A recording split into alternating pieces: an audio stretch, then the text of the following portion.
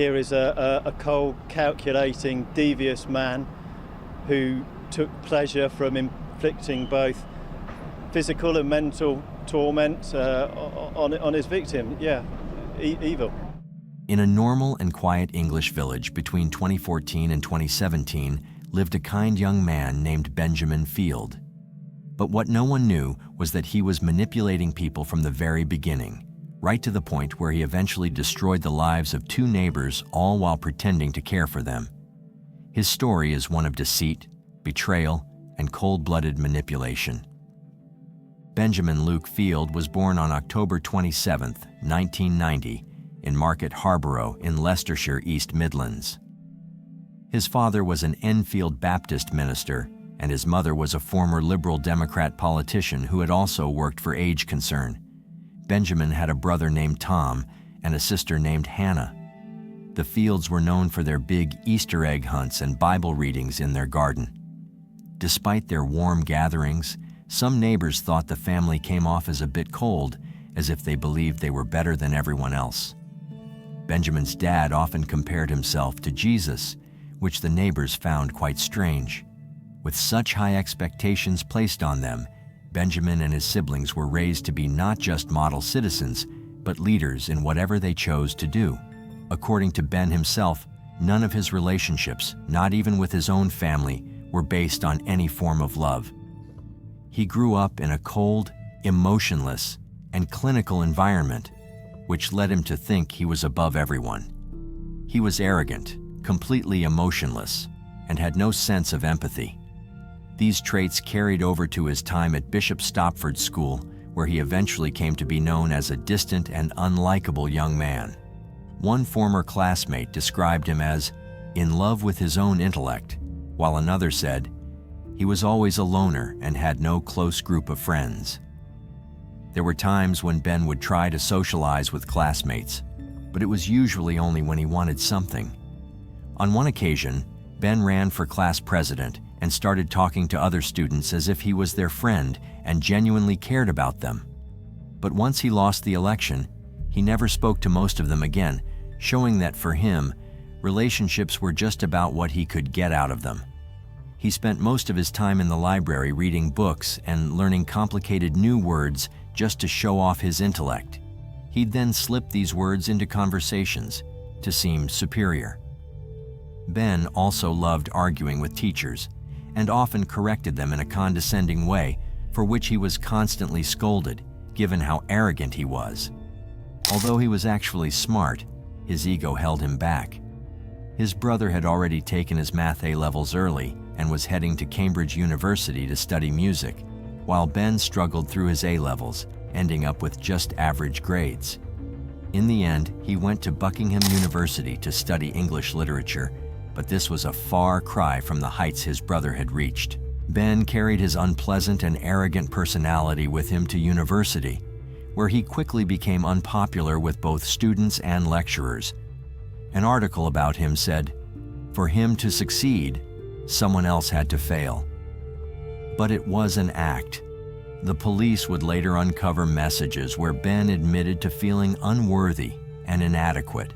His arrogance and constant need to show off were just ways to boost his self-esteem and convince himself of his own lies.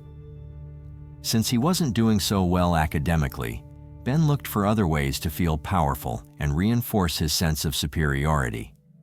This led him to pick up 2 main habits that would shape the majority of his personality: compulsive lies and making up stories about his alleged successes, such as claiming he was a playwright. In time, Ben became an exceptionally skilled liar and used this ability to manipulate and exploit people. The power that lies gave him and his ability to deceive others clearly inflated his ego. Alongside this, Ben developed a disturbing interest in elderly people and began spending a lot of time reading about euthanasia, suicide, and loneliness in older people. Around 2012, when he was about 22 years old, Ben began working at Red House Nursing Home in the village of Maid Morton, Buckinghamshire. Rather than caring for the residents, he began to abuse them and even recorded it. But unbeknownst to him, these videos would eventually lead to his downfall. Instead of seeing his actions as the pathetic behavior of a man who could only feel powerful by exploiting the most vulnerable, Ben continued to believe in his own delusions of superiority. But before he started working there, he met a very specific person who would change his life: Peter Farquhar. Benjamin Field met 61-year-old novelist and guest lecturer Peter Farquhar on April 2011. The two met at the University of Buckingham, and their relationship soon became official with what they called a betrothal ceremony. In one diary entry, Peter described the event as one of the happiest moments of my life. Gone are the fears of dying alone. Peter Anthony Scott Farquhar was born on January 3, 1946, in Edinburgh, Scotland. Although he spent most of his life in England, little is known about his early years. What is clear is that he was academically gifted. He attended LMA Upper School in Hammersmith, London, before earning a place at Churchill College, Cambridge, where he graduated with a first-class degree in English. Peter was a devout evangelical Christian, but he was also gay. As he wasn't able to reconcile his faith with his sexuality, he chose to live a celibate life. Instead, he focused on his passions, the English language, and teaching. Over his 34-year career, he held various teaching positions, including 12 years at Manchester Grammar School during the 1970s and early 1980s, and 21 years at Stowe School from 1983 to 2004. For some, Peter Farquhar became almost like a second father. His first book was released in 2010 and focused on a school chaplain trying to reconcile his Christian faith with his homosexuality. He was well loved in his community and valued by his friends and family. But Peter was also lonely. As he grew older, he became more and more isolated, especially after the death of his mother in 2002, with whom he had lived. The fear of dying alone grew stronger as he lacked intimate relationships and affection from others. Unfortunately, Peter couldn't have known that someone would exploit his vulnerability and fear of loneliness. Benjamin Field, who sensed Peter's emotional fragility, would eventually use this against him to manipulate and destroy him. After the two met, Peter wrote in his journal, "I took my first lesson with a class at Buckingham University, a pleasant enough group, if not very responsive yet, except for one clever, enthusiastic lad, Ben Field. He engages and helps make things work. He's a delightful young man." It's clear that Field quickly saw Peter Farquhar as a prime target, someone lonely and easily manipulable. Soon after meeting Peter, Field wrote in his journal that Peter was an ideal target because he was lonely, retired early, rattled around the house, not really doing anything, filling his days. Field also wrote, "It is my own ambition seeking to exploit Peter's desire for companionship." So, Field began grooming Peter as he pretended to share the same Christian beliefs. In reality, Field had no genuine religious conviction. Instead, he was motivated by a desire for power and control. To get closer to Peter, Field joined Stowe Parish Church, where Peter had been a regular visitor for 20 years. There, he became closer to Peter and even befriended other church members to reach more elderly people. Over time, Field became a churchwarden, volunteered, and even worked to become an ordained vicar. Throughout 2012 and 2013, Field pretended to struggle with his sexual identity and even hinted at romantic feelings for Peter. But in reality, Field was entirely heterosexual and involved in multiple relationships with women at the same time. He was manipulating everyone around him and would even use excuses to explain his absences related to Peter. Field would often tell Peter that he was away for job training, when in fact, he was living with one of his girlfriends. In early 2013, Field made his plan. He told Peter he needed a quiet place to study. So Peter invited him to stay at his home at 3 Manor Park in Maid Morton. Field took advantage of this invitation and began visiting him every day. He spent most of his time talking with Peter. He listened attentively to everything Peter said, then went away to research it to make sure he could continually impress and charm the lonely man.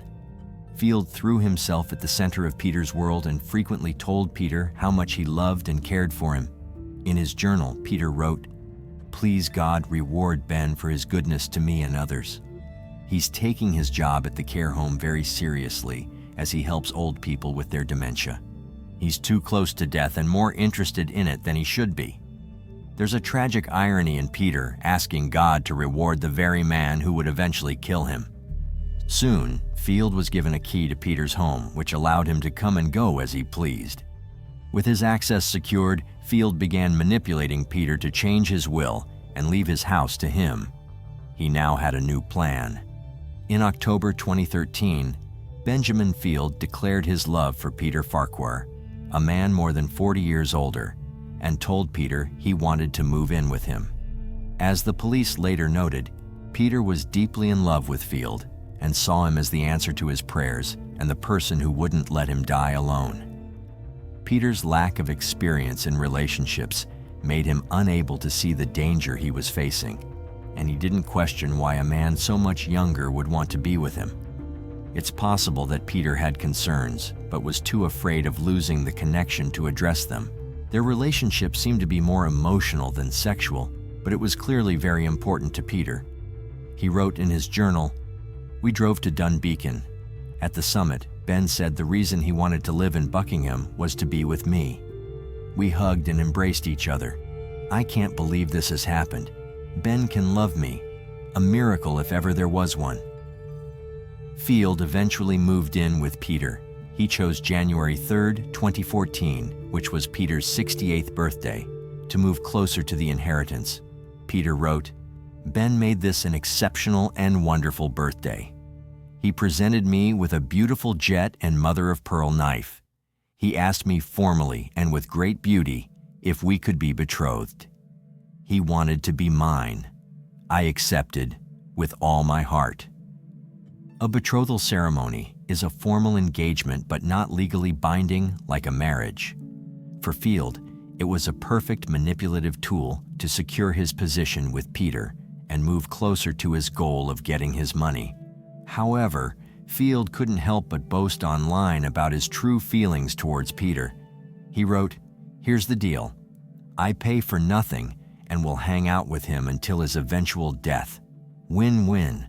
I'm pretty comfortable with death." Almost immediately after moving in with Peter in 2013, Field began a campaign of abuse and gaslighting. He ordered sedatives or stole them from the care home and used them to lace Peter's food and drinks. Field also started moving Peter's belongings around, hiding his clothes, and deleting contacts from his phone. He took sadistic pleasure in watching Peter's confusion as he began to question his own sanity. The journal entries showed that his plan for 2014 was to get Peter to change his will. He succeeded in November of that year when Peter changed his will to leave Field half the value of the house and a lump sum of £15,000, which Field later increased to $20,000. Field manipulated Peter into changing his will by convincing him that the effects of the drugs he was giving him were signs of Peter's declining health. He convinced Peter that he needed to put his affairs in order to prepare for his death. But there was a condition. Field couldn't inherit anything unless he had lived in the house for 2 years. This meant that Field's plan to kill Peter had to be delayed until late 2015. This strategy was seen in the journal recovered by the police, where Field had written that his only goal for 2015 was to end Peter. The police also found a drawing Field had made of a grave, with the words "goal" written next to it. In the meantime, Field wrote that he would continue to gaslight Peter for fun. As 2015 unfolded, Field's plan moved into its final devastating phase. Peter was unaware that the man he believed loved him was secretly torturing him while counting down the days until his death. Between early 2015 and Peter's death in October, Field drugged him at least 50 times. At first, it was only sedatives bought online or stolen from the care home where Field worked. Over time, Field began using hallucinogens, which induced terrifying and distressing hallucinations for Peter. Field took pleasure in publicly humiliating Peter. As a socially active man, Peter enjoyed dinner parties and going out, including trips to the theater. Field would drug Peter before these events to make sure that he falls asleep, struggles to talk, and embarrasses himself. Field would accompany Peter on these outings to witness these firsthand for the fun of it. As time passed, Field continued to manipulate Peter Farquhar to the point where he started hinting that Peter had developed an alcohol problem.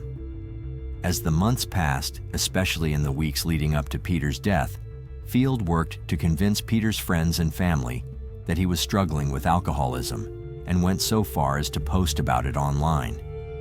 Peter was drugged to the point of falling over and sustaining serious injuries, which Field documented in his diary. Despite Peter's increasing awareness of his deteriorating condition, he had no idea that Field was the cause. One diary entry from Peter reflects his confusion and growing concern. "I've been feeling tired and lethargic for a few weeks and occasionally lost my balance. Ben has been so kind." As for Field, he didn't just write about his crimes. He also needed to capture them on video to relive and feel his dominance. On at least one occasion, he filmed Peter while he was bedridden and drugged. In the clip, Peter can be heard mumbling incoherently. Standing on some platform, Milton Keynes Central, holding some thing, saying, "Sorry, you can't get on this train." In imaginations.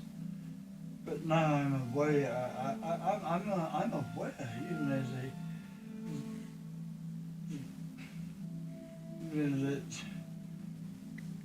that they're exchanging very substantial amounts of money. Peter's journal entries became increasingly strange as he neared death. He truly believed that he was losing his mind. By July 2015, just 3 months before Peter Farquhar's murder, Field increased the dosage of hallucinogens he was giving Peter. This made Peter suffer even worse and led to frequent night terrors and disturbing hallucinations. On August 2015, Peter attended a book launch for a novel he had written years earlier, but had only recently been published. The event was a public display of Peter's deteriorating condition. He was confused, embarrassed, and struggling to stay awake. He had trouble signing copies of his own book and slurred his words. Field was there to witness Peter's humiliation, fully aware that he was the cause of Peter's distress. He continued to promote the false narrative that Peter was an alcoholic to isolate him from those who might have noticed the truth. Between April and August 2015, Peter made several visits to the hospital due to falls, hallucinations, and severe lethargy. Each time, he was briefly admitted, showed temporary improvement, and then returned home, only to be drugged again by Field. Field was well aware of the stipulation in Peter's will that prevented him from inheriting anything until he had lived with Peter for 2 years. This condition was set to expire around September 2015. Until then, Field's focus was on torturing Peter, not killing him. But after the cutoff point, Field decided he wanted to murder Peter. The constant sedatives and hallucinogens had driven Peter to the brink of despair and even made him suicidal at times. In response, Field suggested that Peter's symptoms might be early signs of dementia and even implied that ending his life could be the best option. Field hoped to manipulate Peter into taking his own life, but despite his suicidal thoughts, Peter was not ready to die. When he realized he couldn't manipulate him, Field decided to move forward with the murder. It appears that there was at least one unsuccessful attempt on Peter's life before the final fatal assault on October 2015. On the 3rd of October 2015, Peter Farquhar was admitted to the hospital after being found unconscious in his home by his cleaner. He had dangerously high levels of sedatives in his blood and a large quantity of gin in his system. Concerns arose that this could have been a suicide attempt. When questioned, Peter couldn't remember anything and denied any intention of ending his life. After a brief stay, he was discharged and returned home. What actually happened was that Field had drugged Peter and then forced alcohol down his throat. Field hoped that the lethal combination of drugs and alcohol would be enough to kill Peter, and then he left the property. But this attempt was unsuccessful. Just a few weeks later, Ben Field made another attempt, and this time, he succeeded. On the 25th of October 2015, Field again drugged Peter Farquhar. This time, he made sure Peter was heavily sedated and too drunk to resist. To make sure he's dead, Field suffocated Peter, likely using a pillow or similar object. After making sure he was dead, Field left the scene. The next day, Peter's cleaner made a 911 call reporting that Peter was unconscious and not breathing. The emergency responders arrived at Peter's home and found him dead on his sofa with a half-finished bottle of whiskey beside him. Field's manipulation had come to a tragic end. The coroner ruled that Peter Farquhar died from acute alcohol intoxication while drinking alone at home. Peter's death was initially not treated as suspicious. He was buried and his will was settled.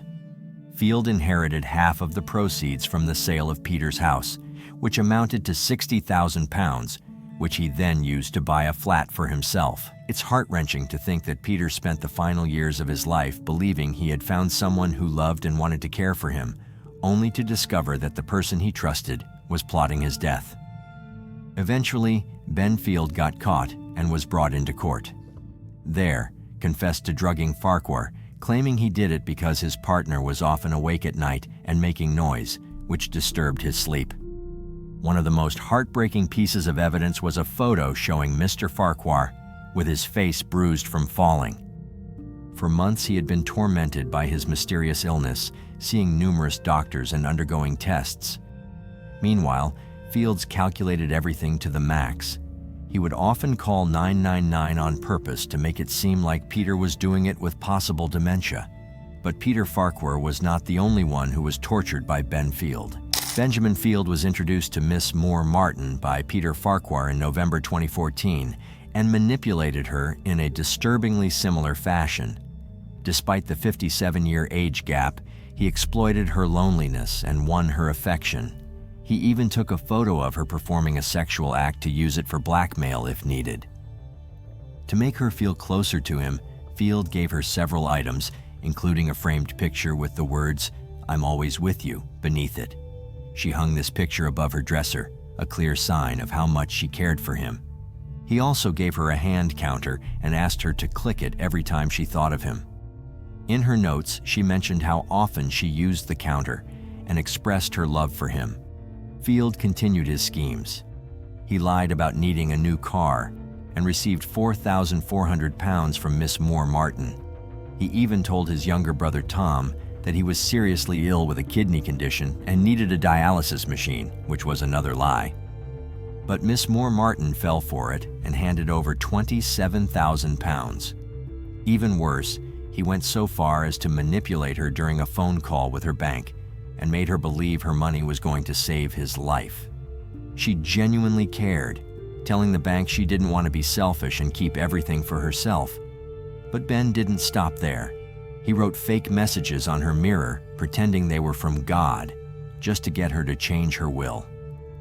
It's almost absurd to think of God telling her to leave her house to him. Thankfully, before she passed away from natural causes on May 2017, she had a chance to change her will and leave her money to her family instead. Anne-Marie Blake, Moore Martin's niece, testified in court about her aunt's growing realization that she had been deceived by Ben Field. Blake recounted meeting Field at her aunt's house after the hospital admission, finding his behavior strange. When asked if he had taken money or tried to change her aunt's will, Field denied it. He even claimed he was in love with her, which Blake found ridiculous and suspected he was more interested in her aunt's money. During her hospital stay, Field tried to visit but was denied access, which led him to call the police to ask what was going on. He told the operator he wanted to understand what was being said about him. In court, he admitted that his calls were not about concern for her well-being, but about gauging how much the police knew about him. After a decision was made to exhume Peter Farquhar's body, a second post-mortem revealed he had consumed less alcohol than initially thought and had sedatives in his system. Dr. Brett Locke, a consultant forensic pathologist, testified that Peter died from a mix of alcohol and lorazepam, which could have impaired his breathing. He couldn't rule out the possibility that Mr. Farquhar had also been smothered. Toxicology results showed repeated exposure to lorazepam and other sedatives in the months before his death. When police searched Ben Field's home, they found all kinds of things. Diaries listing names under the title 100 Clients, which Field described as potential targets for fraud or other schemes. This list included his own family members and Miss Moore Martin. The authorities also discovered books on poisoning and suicide planning. An investigator noted that Field seemed to take great pleasure in inflicting pain for financial gain and control. Although Field denied plotting to kill his neighbors, he admitted to lying to them and Ann Moore Martin. He also confessed to getting money under fake names. Ben Field's trial also saw his friend, magician Martin Smith, face charges of murder conspiracy, fraud, and burglary. Field was arrested in January 2018. Ben Field, I'm arrested on suspicion of the murder of Peter Farquhar. Do not have to say anything that may harm your defence if you do not mention when questioned something which you later rely on. After his arrest, psychiatrists diagnosed him with either narcissistic personality disorder or psychopathic personality disorder. On August 9, 2019, he was found guilty of the 2015 murder of author Peter Farquhar, though he was acquitted of attempting to murder Ann Moore Martin, who had died of natural causes on May 12, 2017. During the same trial, Field admitted to charges of fraud and burglary involving both victims. In October 2019, he was sentenced to life in prison with a minimum of 36 years. He's been found guilty of appalling crime. I know he's my brother, but I mean, we were listening to the police and the QCs in court who had not heard stuff like that before. And so, society needs to be protected. And I would hope that they wouldn't let him out until they were utterly convinced, with people committing themselves to the fact that, they were certain. And I see that being a long time. Martin Smith's involvement remains murky, as he was eventually acquitted of all charges related to this case.